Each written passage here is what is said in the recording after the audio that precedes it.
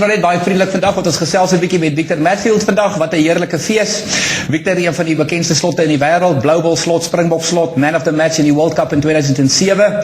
Victor, vertel ons 'n bietjie waar jy groot geword het, en as ek dit reg het, is dit nou die nuwe Polokwane in so aan. Ja, daai tyd was dit nog in Pietersburg. Ek is daar gebore, laerskool daar gegaan, hoërskool soontoe. My ouers is nog steeds al die jare, en my sussie en almal is nog in Pietersburg of nou Polokwane.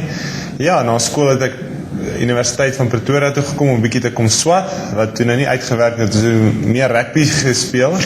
So ja, en toe ek 2 jaar Kimberley toe, en ja, nou weer terug in Pretoria vir 8-9 jaar alweer. Victor, ons in Suid-Afrika, die hele Suid-Afrika, het vasgenaal gesit voor die televisie toe julle in Frankryk gespeel het, wedstryd na wedstryd na wedstryd. Julle het ons grys hare gegee met tye. Ek bedoel, daar was lanklaas soveel vreugde. Hoe het jy die World Cup beleef en wat het dit vir julle beteken?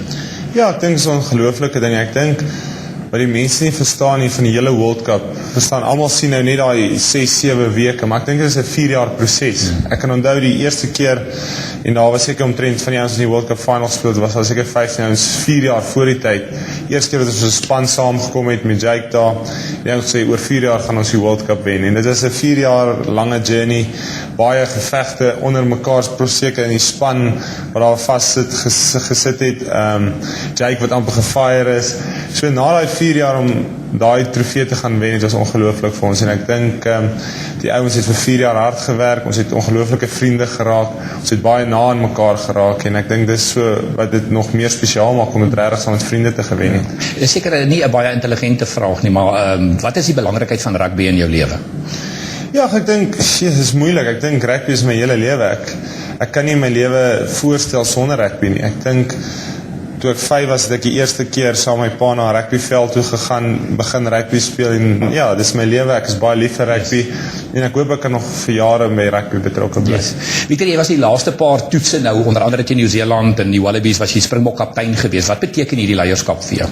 Ja, dis ongelooflik. Ek dink, as jy 'n klein seentjie is, wil jy net vir die Bokke speel. Jy sal wat gee om daai Springbok trui eendag aan te trek, en toe het ek nie eens gedink om voor te draf nie, en dan nou hierdie, ek dink is nou 9 toetse wat ek kaptein was, dis 'n ongelooflike voorreg. Sit baie druk op 'n mens. Ja. Ek dink mense verstaan nie. Ek dink die eerste job wat jy nie in hierdie land wil hê nie, is die Springbok afrigter, en ek dink tweede is die Springbok kaptein, wat dit baie moeilik maak, maar dit is so groot een. Ek dink die positiewe oorskadu nog steeds die negatiewe, al is die druk so baie hoog. Yes. En ja, dit was my 'n groot voorreg, en hopelik kry ek weer kans hier ergens. Wat 'n rol speel geloof in jou lewe? Ja, ek dink geloof is ongelooflik belangrik vir my. Ek dink eerstens ek is baie gelukkig om in 'n Christelike huis groot geword het.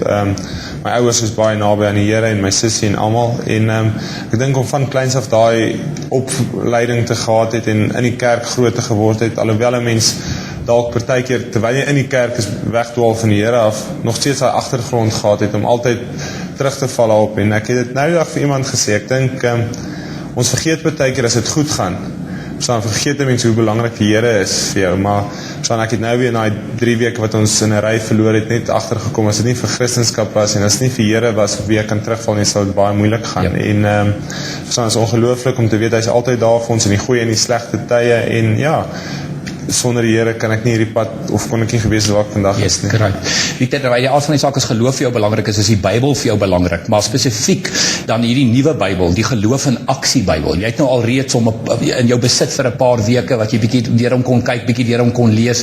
Vertel ons bietjie meer, hoe beleef jy hierdie geloof in aksie Bybel? Ja, ek dink is ongelooflik, as mens kyk, eerstens baie mooi Bybel, maar ek dink die Bybel is so belangrik vir 'n mens. Ek dink daar's baie boeke waaruit 'n mens kan lees, daar's baie goed, maar op die einde wil jy die Bybel lees. Dis wat die Here vir ons daar gegee het om uit te leer, en ek geniet dit ongelooflik. Dit lees maklik. Ek dink eerstens, dis vir my baie lekker. Ek hou daarvan, mens, en vir my rugby lees ek altyd biografieë en alles van hoe mense is en wat hulle, dalk bietjie meer inligting oor hulle, en die Bybel gee dit vir jou. Jy kan gaan kyk, as jy bietjie met mense wil praat oor 'n goeie leier, kan jy gaan lees van hoe Dawid was. En ek dink dis ongelooflik, en ek dink enige jong mens gaan hierdie Bybel baie geniet. Ons sê baie dankie vir Victor Matfield. Victor, was heerlik om met jou te kuier, en vir jou wil ek sê, kry jou geloof in aksie Bybel.